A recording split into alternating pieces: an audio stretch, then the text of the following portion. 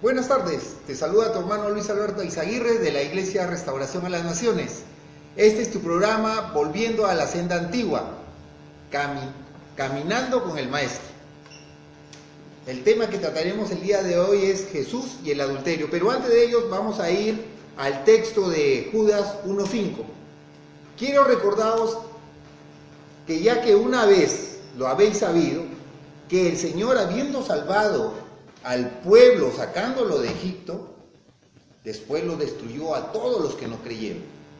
Y a los ángeles, que no guardaron su dignidad, sino que abandonaron su propio hogar, los ha guardado bajo oscuridad en prisiones eternas para el juicio del gran día. También a Sodoma y a Gomorra y a las ciudades vecinas, las cuales de la misma manera que aquellos, habiendo fornicado e ido en pos de vicios contra la naturaleza, fueron puestos por ejemplo, sufriendo el castigo del fuego eterno. Si el Señor le hizo eso al pueblo de Israel en Egipto, si el Señor le hizo eso a la tierra de Sodoma y de Gomorra, y estos tiempos son los finales. Así que los dejo con el pastor Arne Añasco, que les va a hablar acerca de la palabra. Buenas tardes a todos los hermanos que se conectan en este precioso día a este programa Volviendo a la Senda Antigua. Seguimos con la serie Conociendo al Maestro. En la enseñanza anterior hablamos acerca de Jesús y la ira. Estamos haciendo ese énfasis de acuerdo a los mandamientos de Dios. Hoy aparece otro mandamiento de Dios en la Biblia.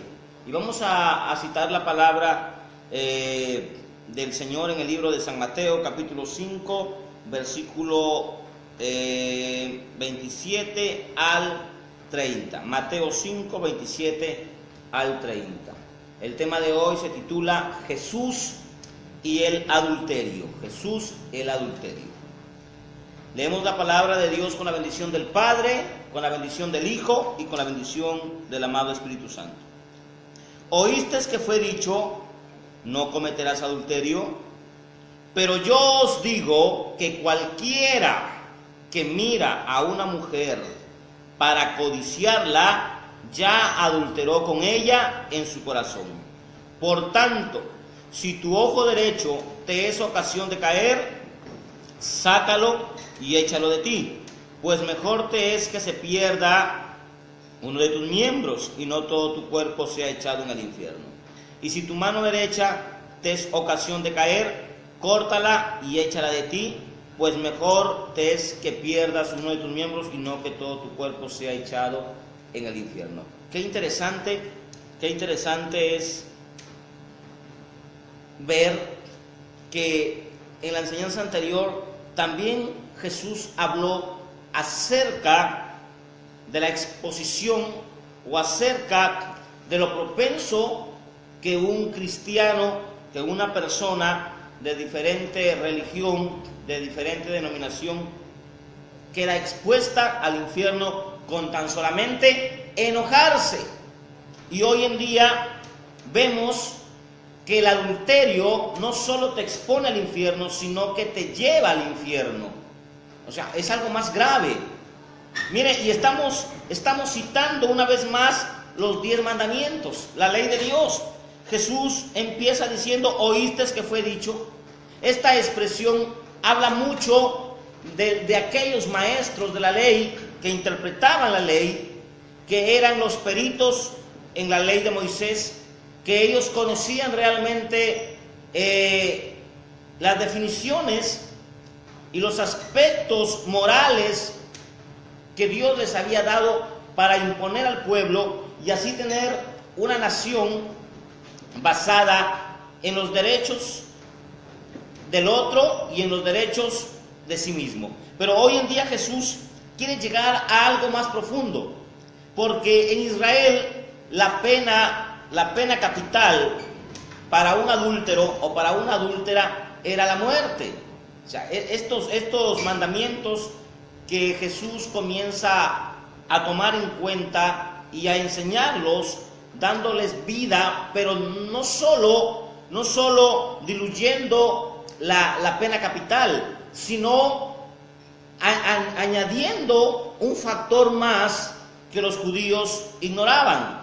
Porque para un judío el pecado estaba en tener relaciones sexuales con una mujer que no era la suya, que era de repente la del vecino, la del hermano, la cuñada, mas no había un pecado, mas no había una ley que prohibiera la codicia excesiva, el deseo excesivo.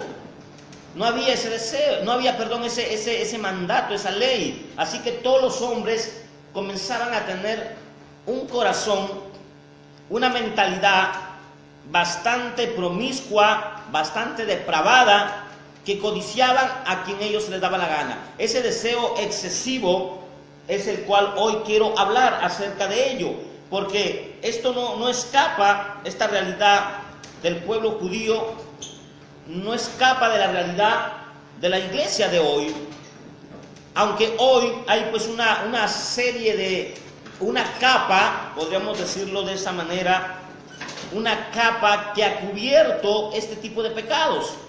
Los pastores de hoy, las iglesias de hoy, han creado leyes, normas humanas que no solamente se han regido bajo los mandamientos bíblicos, sino que ahora ellos agregan un castigo más a la persona que adultera,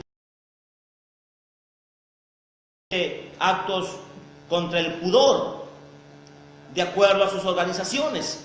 Pero si nosotros comenzamos a examinar, encontramos que hay toda una depravación, hay una inmoralidad mental, espiritual, que los ojos de muchos hombres de Dios saltan a la vista de tanta depravación sexual en la mirada y en otros casos físicamente sin llegar al acto sexual. Y eso es lo que vamos a estudiar hoy en día. Jesús dijo: oísteis que fue dicho. Los judíos sabían que esto ya se había hablado, ya se enseñaba, y ellos eran cuidadosos, observadores en la ley. No cometerás adulterio, eso es un mandamiento. Y les vuelvo a decir, la ley sigue vigente. Porque si la ley hubiera sido abrogada, como muchos pastores o muchas religiones en el día de hoy decimos que ya no estamos viviendo bajo esa ley moral, sino bajo la gracia. Es verdad, estamos viviendo bajo la gracia, pero esa gracia tiene leyes, esa gracia tiene normas, esa gracia tiene un asidero legal en la conciencia o en el espíritu del hombre, que lo lleva al hombre a ser un agente moral, que lo lleve el hombre a ser un hombre espiritual, un hombre lleno del Espíritu Santo, pero basado a este régimen del Espíritu Santo, que son las leyes morales. Por eso está claro de que un cristiano no puede adulterar. ¿Y qué es el adulterio? Desde ahí vamos a enseñar. El adulterio es alterar una masa original agregando un agente distinto. El matrimonio, esto tiene que ver mucho con el matrimonio. El matrimonio es de dos personas. Dios creó al hombre y creó a la mujer. No creó dos hombres, creó al hombre y a la mujer. Por eso que el matrimonio homosexual o el matrimonio del mismo género delante de Dios corrompe las leyes de la naturaleza, corrompe las leyes divinas de Dios impuestas para el ordenamiento, para que el hombre pueda desarrollarse con una moral limpia.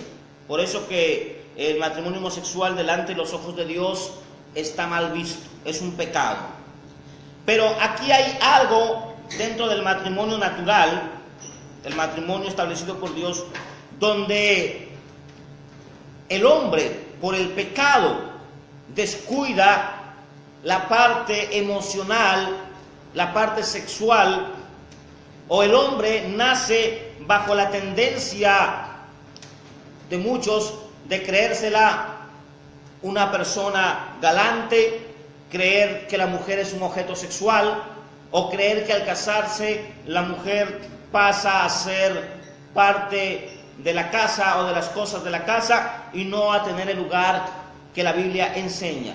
El matrimonio es algo sagrado, por eso que el apóstol Pablo o el escritor de los Hebreos le da un consejo bastante fuerte y prácticamente expuesto a la condenación de Dios. Miren lo que dice la Biblia en Hebreos capítulo 13, versículo 4. Honroso sea en todos el matrimonio. La importancia de Dios sobre el matrimonio es que jamás el matrimonio sea disuelto, que el matrimonio sea duradero hasta que la muerte pueda separar a un cónyuge de otro. Pero mientras en vida no puede haber tal cosa, excepto de un mandato llamado el adulterio, de un mandamiento que no se puede violar. Para eso se estableció este mandamiento: no adulterarás, porque Dios sabe que cuando entra el adulterio en el matrimonio comienza a decaer, el matrimonio pierde valor, el matrimonio se deteriora, el matrimonio por muchas razones o en muchos casos deja de ser un matrimonio. Por eso el apóstol o el escritor de los Hebreos dijo claramente: honren el matrimonio, que esté en alta estima, que el matrimonio no solo sea un conjunto de fiesta, que no solo sea el motivo para traer o crear hijos y hacer familia, sino que el matrimonio es parte de la sociedad, le da esa armonía, esa hermosura a este mundo. El matrimonio para Dios es muy importante y muy hermoso. Cuiden también las relaciones sexuales. Miren, esa área es muy importante, amado hermano.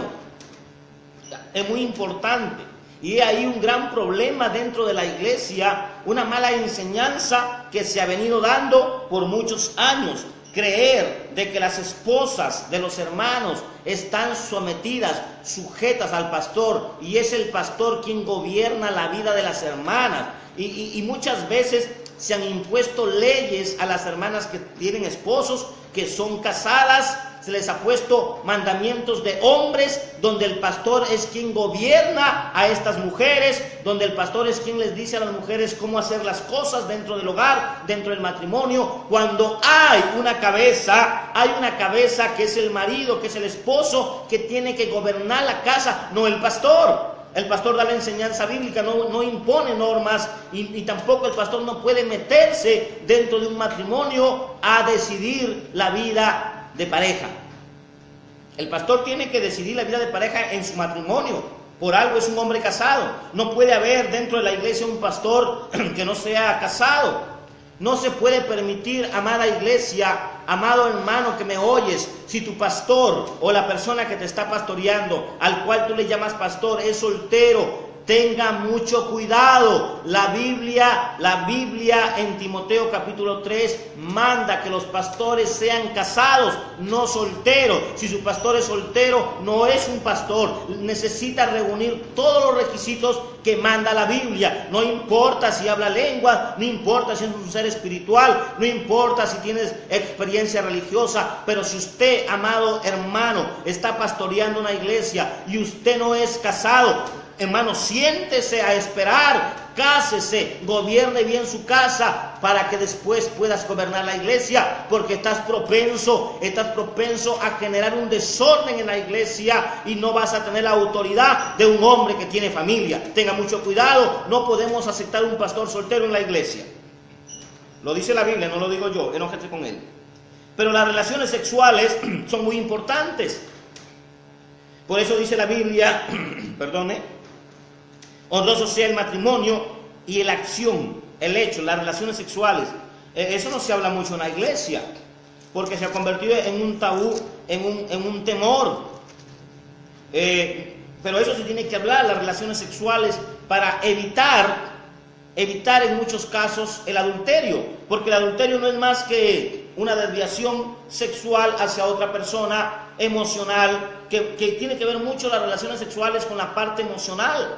Si comenzamos nosotros a menospreciar las relaciones sexuales, muchos hermanos o pastores creen que tener relaciones sexuales dentro del matrimonio no les permite santificarse. ¿No sabe usted que las relaciones sexuales son parte de todo el complemento de la santidad, de todo el complemento de la vida marital?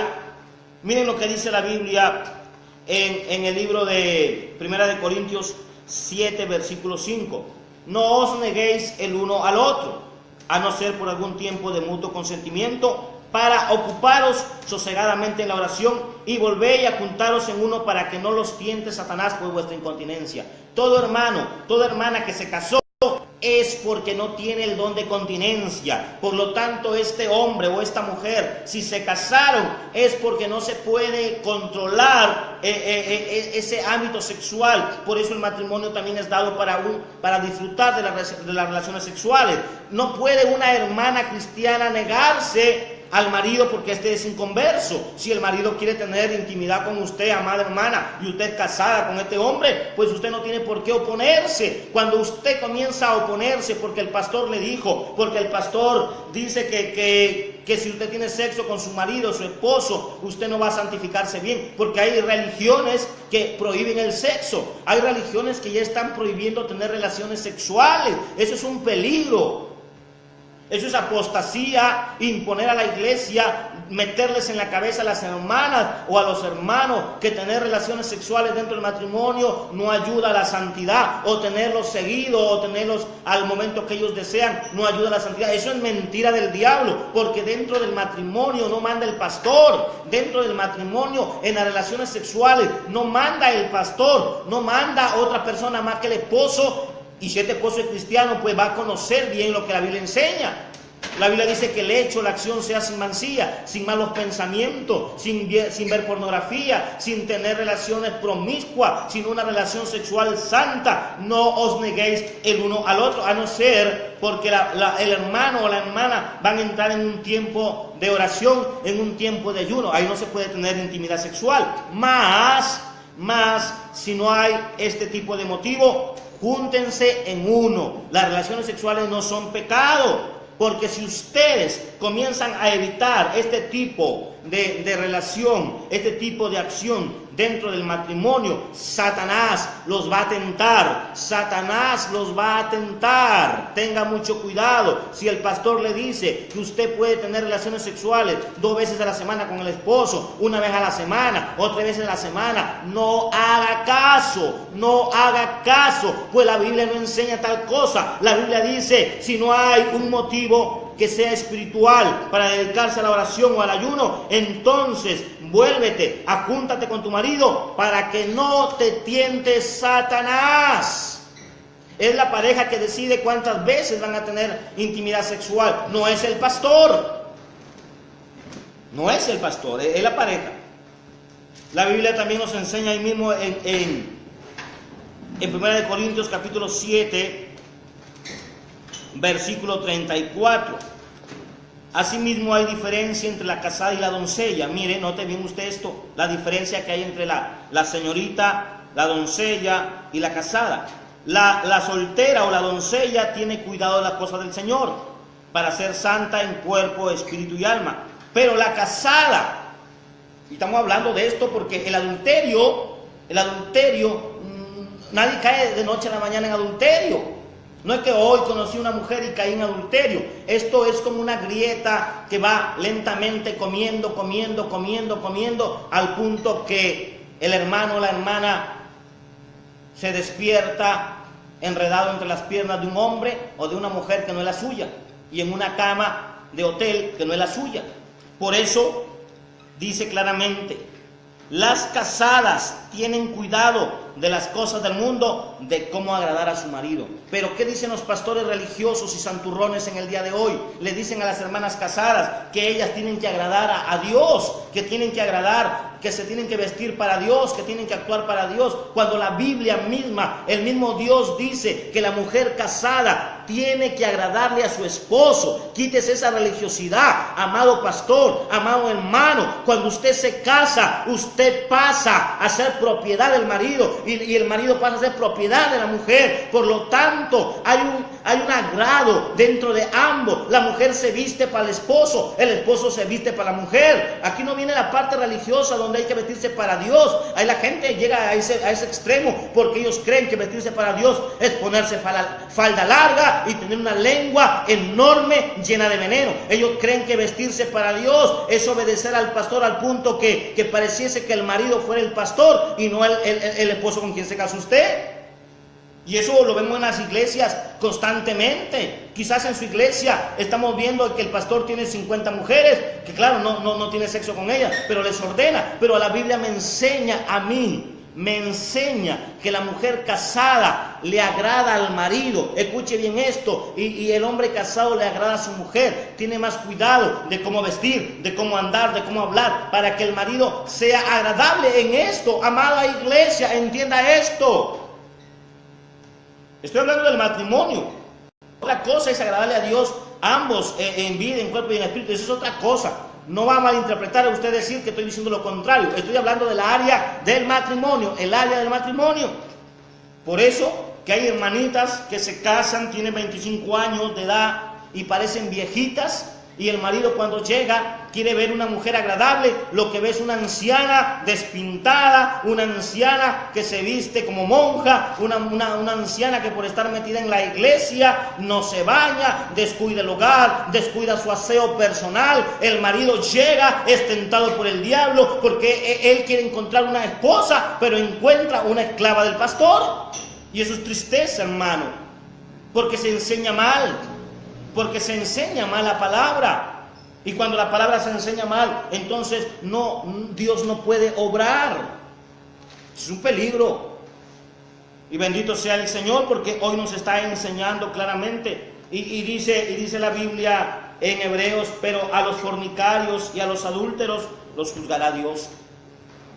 El adulterio es un gusano que entra por los ojos. Mire lo que dice la Biblia. Mas yo os digo, cualquiera que mira a una mujer para codiciarla.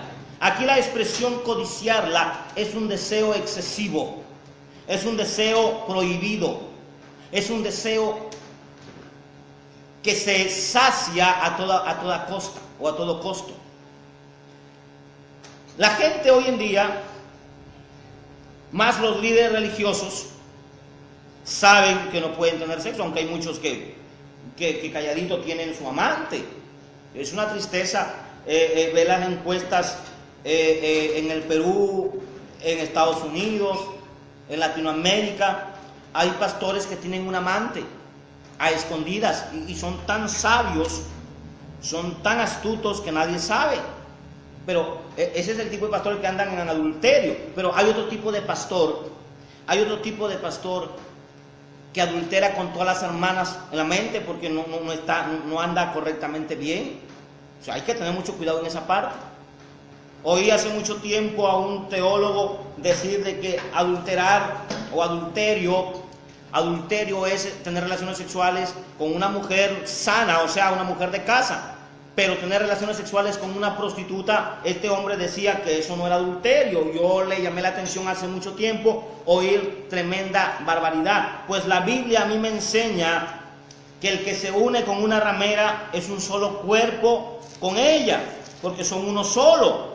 Pero estos teólogos de hoy en día, y muchos son los teólogos de la prosperidad, que tienen este concepto, ya se meten ellos de apóstoles, se meten ellos de ser de alta cumbre y creen que tienen toda la autoridad y comienzan a engañar a las hermanas de sus mismas parroquias, y a las finales tienen 2, 3 mujeres y hay pastores que frecuentan los prostíbulos. Tenga mucho cuidado. Hay pastores, para no hacer mucho daño a la iglesia, ellos creen que hacen mejor y que hacen bien metiéndose a los prostíbulos llamando a una prostituta, satisfaciendo su deseo prohibido, su deseo inmoral con las prostitutas. Pero ¿de dónde nace todo esto? Los ojos. Jesús relaciona el adulterio espiritual con los ojos y con las manos. Pero ¿qué hay con esto? La Biblia dice, estamos en Mateo 5:29, por tanto, si tu ojo derecho te es ocasión de caer, sácalo. Los ojos. ¿Qué pasa con los ojos? El adulterio espiritual, mental, el deseo excesivo empieza con los ojos. Si tu ojo es malo, todo tu cuerpo será malo. Cuando no sabes controlar tu mente, la ventana del alma son los ojos. El diablo comienza a trabajar tu mente, a codiciar. No importa si esta tiene falda larga o pantalón, pero cuando hay pensamientos inicuos, pensamiento malvado, aquí ten la mente, hermano. Aquí ten la mente. Aquí ten los ojos. Jesús dijo, mejor es que se pierda uno de tus ojos antes que tu cuerpo sea echado al infierno. Los ojos desarrollan un papel importante. Los ojos desarrollan un papel importante en la vida del ser humano. Si nuestros ojos no son bien dirigidos por el Espíritu Santo, si nuestros ojos no están sometidos a la voluntad de Dios, nos van a hacer pecar. Mirar a una mujer no es malo. No es malo mirar a una mujer, pero desear a una mujer y cavilar en la mente teniendo relaciones con ella, sabiendo que ésta está casada o sabiendo que tú eres casado y ella no, eso es adulterio. Pero la gente, las iglesias se escandalizan más por un adulterio físico, pero un adulterio espiritual no les llama la atención. Por eso que sus iglesias están llenas de adúlteros mentales, llenas de enfermos mentales en sus iglesias, pero nadie se preocupa por ello. Nadie se preocupa por la salud mental de la iglesia. Es tiempo que nos preocupemos por la salud mental de la iglesia. El adulterio también es espiritual, emocional o mental. Por eso siempre recomiendo que el pastor esté preparado para ministrar, preparado para ayudar a aquellos hermanos que no pueden dejar la pornografía, que no pueden dejar la masturbación, que no pueden dejar de andar como picaflores. He conocido muchos hijos de pastores que todas las jovencitas de la iglesia pasaron por él. Eso es algo bastante malo, porque no hay un control, una sanidad, una ayuda espiritual a este tipo de gente. Hay un cuidado que tenemos que tener. Pero también el Señor relaciona el adulterio, tanto físico como espiritual, con la mano. Si tu mano derecha te es ocasión de caer, córtatela. ¿Qué tiene que ver la mano con el adulterio? Mucho. Hay pastores que para ministrar tocan las partes íntimas de las hermanas, seduciéndolas, aprovechando su autoridad de líderes. Eso es un pecado terrible. Están como los brujos. Los brujos, para hacer una mesada, piden que se desnude la persona y hasta las violan. Hoy en día estamos viendo lo mismo. Pastores que tocan las partes íntimas para ministrar o para orar por una creyente. Escuche, hermana mía, si su pastor le pone la mano en los senos, si su pastor le pone la mano en la parte baja de su vagina para orar, métale una cachetada en el nombre de Jesús. Eso no es correcto, porque de esa manera viene el adulterio. De esa manera la iglesia se está llenando de este tipo de gente que son lobos rapaces. Eso es terrible. Hace tiempo me invitan a una iglesia allá en Lima y el Señor me muestra una visión. Justo llevábamos a una enferma para que el reverendo, el líder, el pastor orara por ella, y el Señor me muestra que este hombre anciano era un promiscuo, que cuando oraba metía la mano dentro de la falda, dentro de la blusa, le tocaba los senos, le tocaba todo, hermano. Yo creí que mi mente estaba mal, pero cuando empieza la administración, este hombre dice: cierren los ojos, nadie abra los ojos. Y cuando yo comencé a mirar, porque yo dije, esto es parecido a lo que vi en la visión, y le echo una miradita al hombre, el hombre metía la mano de esta hermana por todas las partes de su cuerpo, piel a piel. Eso es peligroso. Tenga cuidado de esa manera. Eso pasa en muchos lugares. Van los pastores solos a la casa de las hermanas y allí les oran, les meten la mano y ahí viene el pecado, hermano. Tenga cuidado que en uno no cae pecado de noche a la mañana, sino que cuando uno no puede controlar los ojos y las manos, la mano se va más allá de lo necesario y ahí la gente cae para abajo, hermano. Tener mucho cuidado en esa parte. Porque ahí no vamos a quedar expuestos al infierno. Ahí vamos a ir al infierno, hermano. Si no hacemos conforme a la palabra, de nada nos sirve ser líderes, de nada nos sirve ser pastores, de nada nos sirve ser presbítero, de nada nos sirve ser reverendo. Pero si no obedecemos a lo que la Biblia enseña, lamentablemente el infierno nos espera con una puerta muy grande. Es una tristeza. Es una tristeza. Dios nos ampare y nos ayude, porque hasta el salmista David fue tentado por este pecado de adulterio. Pero cuenta la historia que esta mujer le gustaba bañarse desnuda para ser vista, ella ya sabía. Tenga mucho cuidado, amado hermano, tenga mucho cuidado, amado padre de familia, porque hoy vemos un espíritu de violación en el Perú. El problema es que las niñas de hoy se están vistiendo demasiado indecoroso. Una de las partes que está malogrando la juventud, llevando a la gente al adulterio, es la forma de vestir. La idiosincrasia del Perú nos está convirtiendo en personas bastante impúdicas, bastante indecorosas.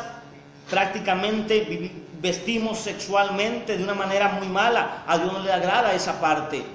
Aprenda a vestir, no se vaya al extremo ni se vaya a la exageración. Pero hay chicas que son exageradas para vestir en casa. Saben que el tío está ahí y se ponen una minifalda, hermano, que se les ve todo el trasero y ahí está el tío, el primo, el cuñado observándola. Tenga mucho cuidado. No provoque a otros a hacer lo malo. A veces hay mucha responsabilidad de los padres. No enseñan a vestir a las hijas, no enseñan a vestir a las adolescentes. Los padres tienen que ponerse fuertes y comenzar a tener una participación más seguida, una participación más profunda en la forma de vida, en la forma de vestimenta de los hijos. Tenga cuidado con lo que ve la televisión. También la televisión está enseñando, está educando a nuestras hijas y a nuestros hijos a vestir como cualquiera. Yo no creo que un cristiano o una cristiana esté prendido en la televisión viendo programas basura. Tenga cuidado con lo que ve, porque el adulterio, el pecado entra por los ojos y se exterioriza con las manos, con el cuerpo, y eso lleva al infierno. Eso lleva al infierno. A su nombre, gloria. Y tenemos que tener mucho cuidado de esa manera. Así es, amada iglesia, que Dios te bendiga. Yo soy el pastor Abner Añasco.